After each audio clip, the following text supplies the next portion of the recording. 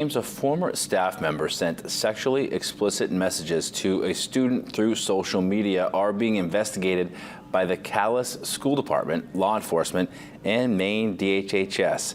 Superintendent Ronald Jenkins did not identify the person in question, but says it's a former staff member that worked at Calais High School. The staff member allegedly sent explicit text messages and videos through Snapchat and Facebook Messenger.